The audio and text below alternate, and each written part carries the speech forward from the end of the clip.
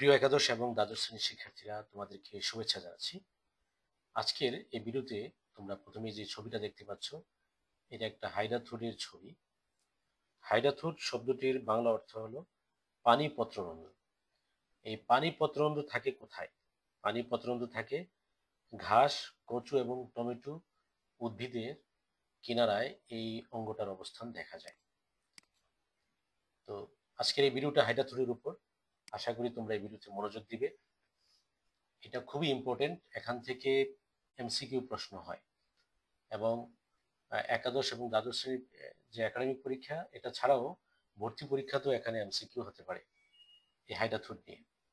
তো হাইড্রাথুডের মাধ্যমে যে পানি বের হয়, এই পানি যে বের হয়ে যাওয়া, এটাকে বলা হয় নিঃস্রাবন বা পানি নির্গমন বা গাটেশন। মনে রাখতে হবে, হাইড্রাথুডের মাধ্যমে যে পানি বের হয়ে যায় সেটাকে বলা হচ্ছে নিঃস্রাবন বা পানি নির্গমন বা গাটেশন। এখন আমরা এটা কখন দেখব? এই যে পানি হাইড্রাথুড বা পানি পত্ররন্ধ্রটা, এটা সাধারণত দেখা যায় ঘাস, টমেটো এবং কচু জাতীয় উদ্ভিদে এটা দেখা যায়। এবং এটা আমরা জানি যে মাটিতে যখন প্রচুর পরিমাণ পানি থাকে এবং আবহাওয়া যখন যখন অতিরিক্ত আর্দ্র থাকে, তখন এই যে উদ্ভিদগুলোর কথা বললাম, এই উদ্ভিদগুলোর কিনারায় পানির যে বিন্দু থাকে, অর্থাৎ জলবিন্দু দেখা যায়। এই জলবিন্দু দেখেই কিন্তু হাইড্রাথুডকে চেনা যায়, অর্থাৎ এই অঙ্গটার অবস্থান জানা যায়। তো আমরা বলতে পারি যে এটা একটা বিশেষ ধরনের পানি নির্মোচন অঙ্গ। এটার মাধ্যমে কি হয়? পানি নির্গমন হয়। পানির বহিঃক্ষরণকারী ছিদ্র পথই হলো হাইড্রাথুড বা পানি পত্ররন্ধ্র। অর্থাৎ এই অঙ্গটা পানির কি করে বহিঃক্ষরণ নিশ্চিত করে, এই জন্য এটার নাম হচ্ছে পানি পত্ররন্ধ্র। এর অবস্থান পাতার কিনারায়। অর্থাৎ এই হাইড্রাথুড থাকে কোথায়? ঘাস, টমেটো, কচু জাতীয় উদ্ভিদের পাতার কিনারায় থাকে। আমরা ভুরে এই অবস্থা ওদের যে পানিগুলা দেখি যে কিনারার মধ্যে পানি ছোট বিন্দু লেগে আছে, জলবিন্দু লেগে আছে। তো এখান থেকে আমরা বুঝতে পারি যে এটার অবস্থান পাতার কিনারায়। হাইড্রাথুডের মাধ্যমে পানি তরল আকারে নির্গত হয়, অর্থাৎ পানি তরল আকারে নির্গত হয় হাইড্রাথুডের মাধ্যমে। আর এটা দেখা যায় কোন কোন উদ্ভিদে? এটা দেখা যায় ঘাস, টমেটো, কচু ইত্যাদি উদ্ভিদে হাইড্রাথুড দেখা যায়। হাইড্রাথুড রক্ষী কোষ দ্বারা নিয়ন্ত্রিত নয়। যেমন আমরা পত্ররন্ধ্রের কথা বলেছি যে পত্ররন্ধ্র রক্ষী কোষ থাকে পত্ররন্ধ্রের মধ্যে, কিন্তু হাইড্রাথুডের ক্ষেত্রে রক্ষী কোষ থাকে না। তোমরা এটার ঘটনাটা একটু দেখবে যে আবার কুমিল্লা বোর্ডে 2025 সালে একটা কোশ্চেন আসছিল যে যে এপিথেম কোথায় দেখা যায়? এপিথেম দেখা যায় হাইড্রাথুডে। এপিথেম গুলা কি? এপিথেম গুলো হলো যে এই যে পানির যে একটা গহ্বর আছে, তুমি দেখতে পাচ্ছ, এই গহ্বরের নিচে যে কিছু কোষ আছে, অসংলগ্ন কোষ। হুম, এগুলোকে বলা হচ্ছে এপিথেম বা এপিথেলিয়াল কোষ। এই যে এপিথেম কোষের উপরে পানির একটা গহ্বর আছে, তার উপরে রক্ষী কোষ এবং পত্ররন্ধ্র রয়েছে। আর এই পুরো অঙ্গটাকে আমরা বলবো কি? হাইড্রাথুড। তাহলে এক কথায় যদি বলি, হাইড্রাথুডটা হলো একটা পানি নির্বাচন অঙ্গ।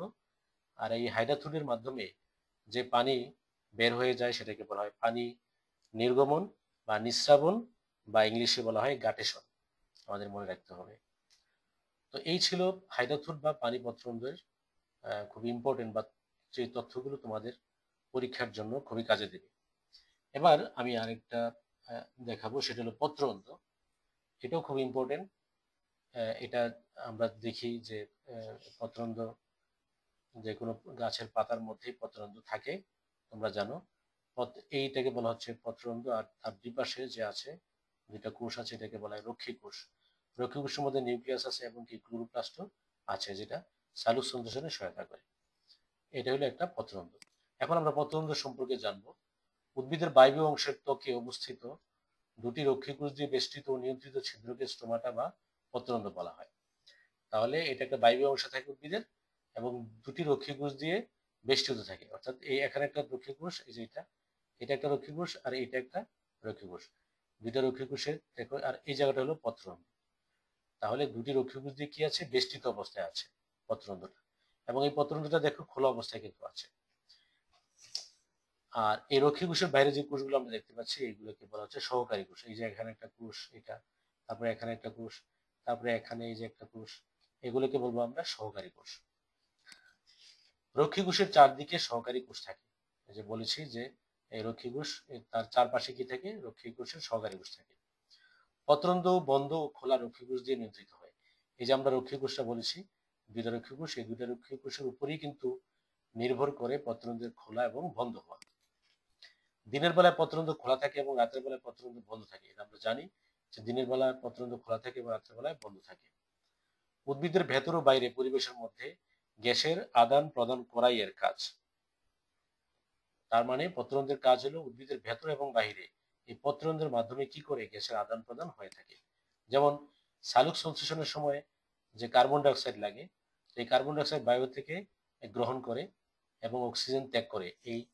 এই রন্ধ্রপথেই অক্সিজেন ত্যাগ এবং কার্বন ডাই অক্সাইড গ্রহণ হয়। এছাড়া আরো অনেক কাজ আছে, যেমন শ্বসনের সময় রন্ধ্রপথে বায়ু হতে অক্সিজেন গ্যাস গ্রহণ এবং কার্বন ডাই অক্সাইড ত্যাগ করে। তার মানে শ্বসনের সময় অক্সিজেন কি করে, গ্রহণ করে এবং কার্বন ডাই অক্সাইড ত্যাগ করে। তারপরে এই যে রক্ষী কোষে যে ক্লোরোপ্লাস্ট আছে, একটু আগে দেখিয়েছি আমি, রক্ষী কোষে যে ক্লোরোপ্লাস্ট, এখানে ক্লোরোপ্লাস্ট আছে, এই ক্লোরোপ্লাস্ট গুলো কি করে, সালোক সংশ্লেষণে সহায়তা করে। এই ছিল পত্ররন্ধ্র এবং যে হাইড্রাথুট পানি পত্ররন্ধ্র, দুইটা চিত্র এবং তাদের গঠন এবং কাজ। এই দুইটা থেকে প্রতি বছরই কোনো না কোনো পরীক্ষায়, হয় একাডেমিক না হয় ভর্তি পরীক্ষায় প্রশ্ন থাকে। আশা করি তোমরা চিত্র সহ এগুলোর ব্যাখ্যাটা করবা। এই ভিডিওটা এই পর্যন্তই। যদি তোমাদের ভালো লাগে লাইক, কমেন্ট এবং শেয়ার করবা। ধন্যবাদ।